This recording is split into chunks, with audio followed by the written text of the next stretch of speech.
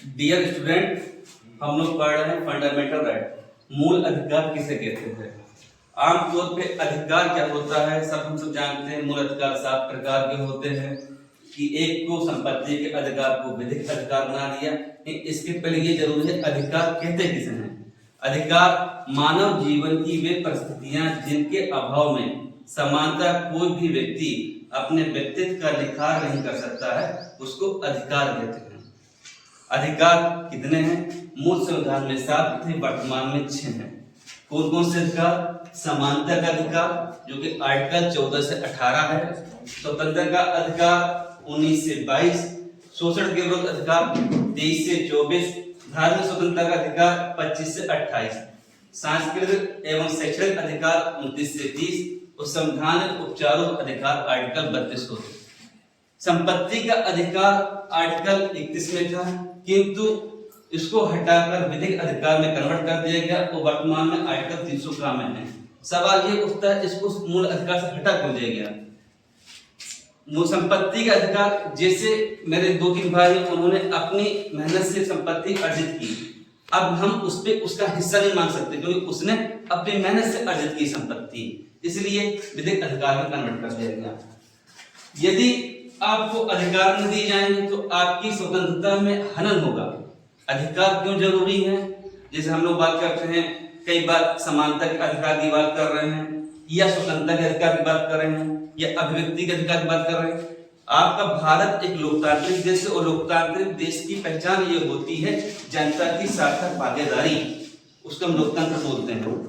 इसमें व्यक्ति को बोलने का अधिकार भी है, अपना समानता का भी है और अपना रहन सहन, यानी कि सरकार लिंग, जन्म स्थान, नागरिक इत्यादि के आधार पर भेदभाव नहीं करेगी। यदि आपको अधिकार बंद कर दिए, जैसे आप इस कमरे में पढ़ रहे हैं और कमरे को चारों तरफ से बंद कर दे तो आप पढ़ाई कर पाएंगे? नहीं कर पाएंगे। यही आपको स्वतंत्रता दे रही है, लेकिन स्वतंत्रता भी एक मर्यादा में होनी चाहिए। स्वतंत्रता का अर्थ ये नहीं होता है कि स्वतंत्रता तब तक अच्छी है जब तक किसी सामने वाले व्यक्ति की स्वतंत्रता का हनन ना हो जाए। जैसे अब आप कहेंगे स्मोकिंग करना हमारी स्वतंत्रता, बिल्कुल स्वतंत्रता, लेकिन आपके कारण यदि किसी दूसरे को कष्ट हो रहा है तो वो आपकी स्वतंत्रता नहीं है। इसी प्रकार अधिकारों के अंतर्गत कई चीजें आती हैं, जैसे नेशनल राइट या नेचुरल राइट, प्राकृतिक अधिकार, ह्यूमन राइट, मानव अधिकार, FR फंडामेंटल राइट और LR या GR लीगल राइट या गवर्नमेंट राइट। हम एक एक करके एक चीज समझते हैं। नेचुरल राइट, प्राकृतिक अधिकार क्या होता है?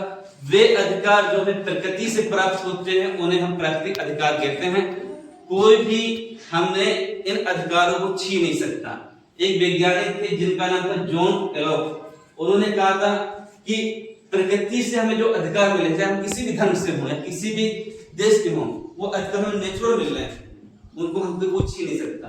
ठीक उसी प्रकार का ह्यूमन राइट, आपने देखो कई दफा इनकाउंटर हो जाते हैं अभी, तो ह्यूमन राइट मानव अधिकार वाले उसको रिपोर्ट करते हैं, अर्थात मानव अधिकार वे अधिकार हैं जो हमें मानव होने के नाते प्राप्त होते हैं, उसको हम मानव अधिकार कहते हैं।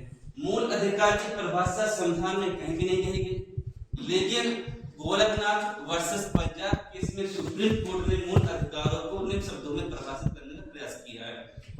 मूल अधिकार वे अधिकार होते हैं जिसमें व्यक्ति चहुमुखी विकास करता है, चहुमुखी लक्षणों का विकास करता है। चहुमुखी लक्षण कौन से हैं? भौतिक, बौद्धिक, नैतिक और आध्यात्मिक। लीगल राइट का क्या लगता है या गवर्नमेंट राइट का क्या लगता है? लीगल राइट सरकार देती भी है तो सरकार छीन भी सकती है, जैसे फूड सिक्योरिटी का अधिकार या सूचना का अधिकार। अब इन अधिकारों के कारण मानव अधिकार के जो मिले हैं, जैसे अभी इस चर्चा में चल रहा है CAA नागरिकता का संशोधन बिल। अब इसमें देखा जाए हम जो इंसान है उनको भी अधिकार है, लेकिन इन अधिकारों की अपनी एक सीमा है, मर्यादा है। इन्हीं अधिकारों के कारण व्यक्ति अपना लोकतंत्र में जीवन आर्टिकल 21 के तहत अपने जीवन को सार्थक बनाता है। तो समानता का अधिकार किसके अंतर्गत आता है? समानता का अधिकार किसके अंतर्गत आता है? 14 से 18। उपाधियों का अर्थ किस आर्टिकल में है? और शिक्षा का अधिकार 29 से 21A में शिक्षक अधिकार, आर्टिकल 21A में अभिव्यक्ति का अधिकार, आर्टिकल 19 में।